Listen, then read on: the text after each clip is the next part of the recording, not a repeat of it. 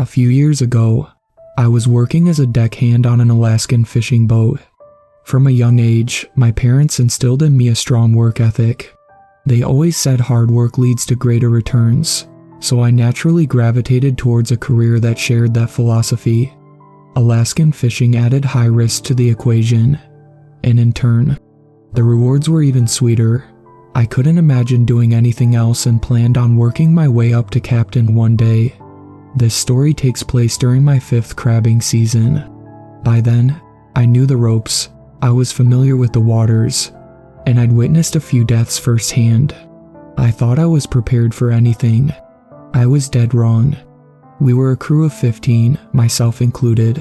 When the season began, that number would be halved by the time we returned to shore, and I would be left incapable of setting foot anywhere near the ocean, ever again. I was sailing on the seaward Sarrah, a vessel that was getting a little long in the tooth, but was known for her reliability. Since she'd passed her safety inspection earlier that year, I had no concerns as we left port for the cold waters of the North Pacific Ocean. It was exhilarating to be on the sea again, with the fresh salty breeze and waters so vast. You couldn't see anything but blue for miles around. Spirits were high and the excitement of starting off on a new journey was electric.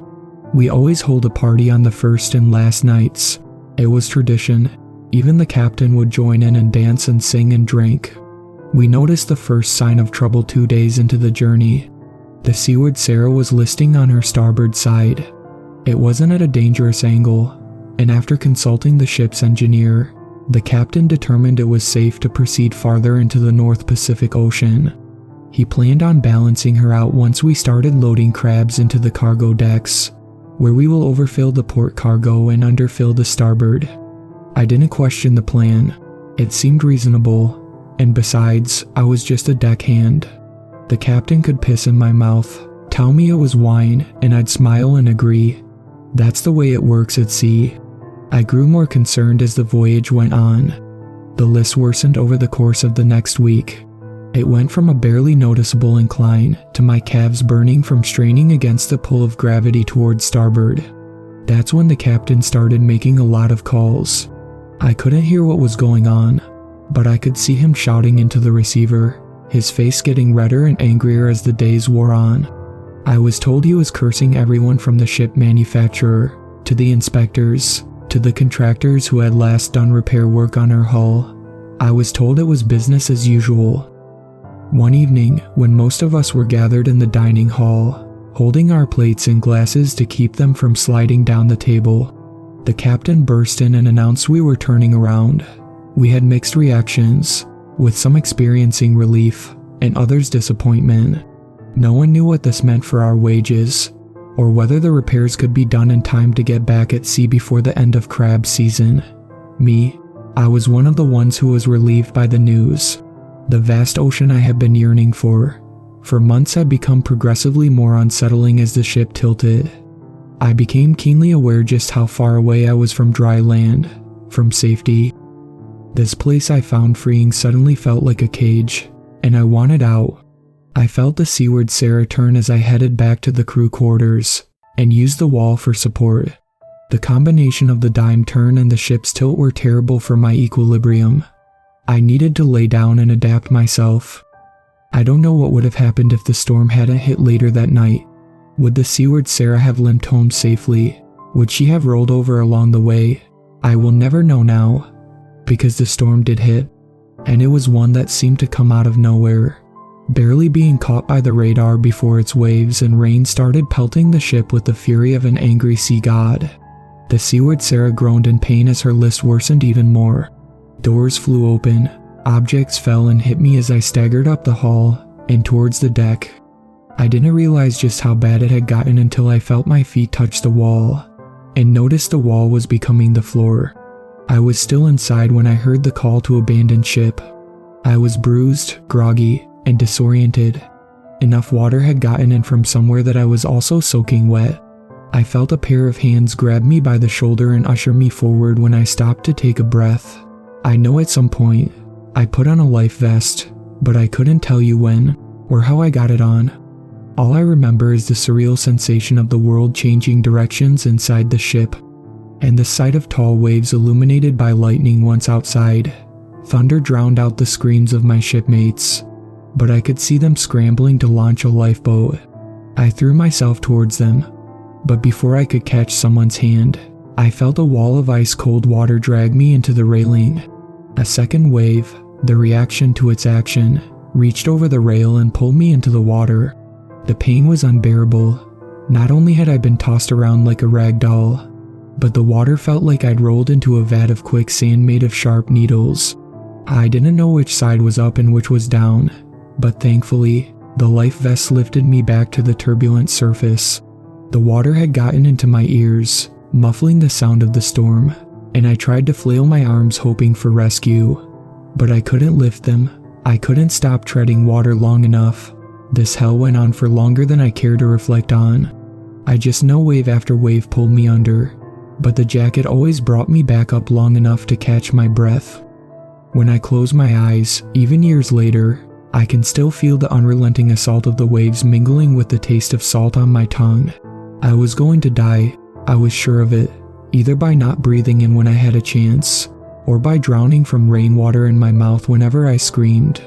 And then, I felt a tug, and my horror amplified tenfold as I imagined being in the jaws of a sea serpent, about to pull me into the ocean depths.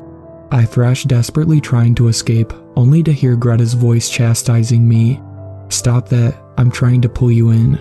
Greta hoisted me onto the lifeboat, and once I was over the edge, I slipped the rest of the way in, landing in wet and bloody water. I could hear orders being shouted at me, but all I could do was curl up and wait. I know the others were preoccupied by something, as they started rowing as hard as they could. In hindsight, I think they were trying to get clear of the whirlpool of the sinking ship. The storm passed almost as quickly as it arrived. The ocean wasn't as quick to calm down, but the turbulence lessened to a manageable degree. When I was finally able to, I sat up and took inventory of my surroundings. I found myself in a lifeboat with 7 other crewmates. All that was left of the seaward Sarrah were bubbles rising from the depths of the ocean. Miraculously, there was a second lifeboat paddling towards us, and once we connected, we were overjoyed to find that every single crew member had survived the capsizing. The captain, who was in the other raft, shouted over the water in a deep booming voice. We sent out a distress call before she went down. "They have our location. It won't be long." I hoped he was right, because my hands were trembling from the cold and the quickly depleting adrenaline. We tied the rafts together, took stock of our supplies, food, first aid, and then waited. Now, you would think that there'd be cheering when the light appeared on the horizon, that all hands would start to paddle, wave, and celebrate, but instead, there was a sudden and deathly silence as a communal swell of anxiety filtered into us. There were haunted expressions on Greta, John, and Sarrah, and even the captain's faces. The latter was holding the flare gun, but his finger was tapping nervously on the trigger. Sometimes, without knowing why, you get a bad feeling. People call it a sixth sense, but I think it's simpler than that. I think it's dangers perceived but bypassed by the brain so you can act faster than you can think. Kind of like how you can actively analyze a person's body language to get more information than you'd get from hearing their words alone. But even if you're not trying to, you still subconsciously notice the little signs showing discomfort or anger or attraction. It's innate. What we think we perceive is only scratching the surface of all the information we take in. The brain, our consciousness, focuses on one thing, but our survival instinct notices the other discrepancies. And when it does, it signals danger without telling you why. "It is not moving," Greta whispered. She hit the nail on the head. She connected the dots outlining the proverbial red flag. When she did, a sort of unspoken acknowledgement traveled through the group, as one by one, we noticed it too. You see, there were 2 problems with the light. 1, the nearest ship to ours was at least another 5 hours away, probably longer if they hit the same storm we had. 2, the light was perfectly still, staying at the same height and never once bobbing along with the ocean surge. It also wasn't sweeping the ocean. as one does when searching for survivors. It had appeared way too fast, only about a half hour after the storm had passed. It was extremely unlikely that an unknown ship had been close by. We all try to keep tabs on one another because, in such turbulent waters, knowing where everyone is a question of life and death. Yes, we're technically all competing against one another, but you'd be hard-pressed to find any seaman unwilling to drop everything to save another in a pinch. There is a code of honor we all follow, but suppose this was an unknown vessel responding to our distress call. We still had to contend with the second issue of its unnatural immobility. My stomach contorted, wondering what it meant. This light was fixed on a single point in the near distance. It was glowing, no, pulsating, but it never once moved on any sort of axis like it should. If it was searching the water, and it was immune to the push and pull of ocean waves, there's not a ship on Earth that can do that. The only reasonable explanation was it might be a Coast Guard helicopter hovering perfectly in place and dangerously low. But then again, even if it had been deployed the second the distress call was sent, a rescue chopper couldn't have gotten to us that fast. The light was impossible. The light felt menacing. The light acted like a lure, goading us to come to it. The boom of an explosion snapped me to reality, and it was followed by a crackle up above. The captain had fired off one of the flares. It hung in the air, slowly fizzing in a downward arch. I remember feeling so scared I dug my fingers into the lifeboat. The shot was one thing, but my fear had to do with the light. I was so afraid it would come closer now that it knew for sure where we were. I was more afraid of that light than I have ever been of anything in my entire life. But thankfully, it stayed away. "Row the boat," the captain ordered. No one moved, not even to breathe. "Row, damn it." John reached for the paddle, but Greta grabbed him by the forearm and stopped him, shaking her head. The captain glared at us with bulging eyes. He'd adopted an authoritative stance, but even he was not able to suppress his quakes of fear. If one followed logic, he was right. We should head towards the light. And yet, the longer we stared at the unwavering thing, the more it unsettled us. It's funny how something as simple as bobbing up and down could have alleviated our anxiety, but the light didn't do that, not even once. Faced with a soft immunity, the captain grumbled and grabbed a paddle of his own. "Fine," he hissed. "I'll go. Any man or woman too cowardly to come can transfer to the coward's raft." He gestured to us. "Anyone with balls, come with me. We need to flag that ship down before it moves on without us." The flare hit the water and spat out a few more dying embers. I was surprised to see a few crewmates get up. John and a couple others transferred over to the captain's raft. An equal number transferred to the coward's raft. With contempt on his sour, sea-worn face, the captain cut the lines between us and directed his raft towards the Searchlight. Even as they rowed off, we pleaded with them not to go, but it was like they'd been infected with bravado. I could hear them chanting in a rhythm, left, right, until they were a blip on the horizon. 10 minutes after the voices went quiet, at the estimated time the captain's raft would have reached the light, it suddenly blinked out of existence. The captain, John, and the other 5 crewmates on that raft were never seen or heard from again. The raft has never turned up, despite being outfitted with an emergency tracker. Planes equipped with the same tech have gone missing as well, so it could be that those trackers aren't worth much. But it still gives me nightmares to think what would have happened to me if we'd followed the captain.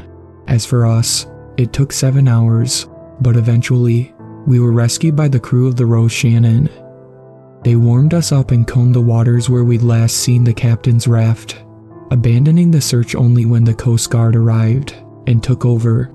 That night I had nightmares of the light growing closer and closer, and every time its glow was about to hit me, I'd feel a pressure in my head like it was about to explode, and a searing, burning pain on my skin. Then, I'd wake up drenched in sweat. I now work as a trucker, and mercifully land locked job. I drive through all kinds of creepy locations. I have seen some things on this job, but nothing has ever scared me more than the light I saw that terrible night.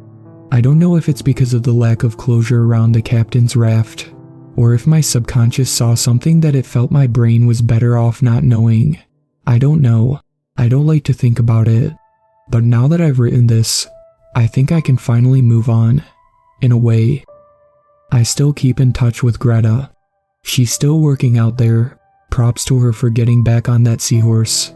She now captains her own vessel. I couldn't be happier for her, but sometimes, when we're catching up, she talks about that night, and she always follows it up by saying another ship's been lost in that same area. I think they're up to 5 now. No survivors, although the final transmission of one of the ships mentioned seeing a light on the horizon. Sailors have come to avoid what they're calling the Alaskan Triangle. Part of me wishes I knew conclusively what's happening out there, but I'm mostly glad I'm here on solid ground, far from the light.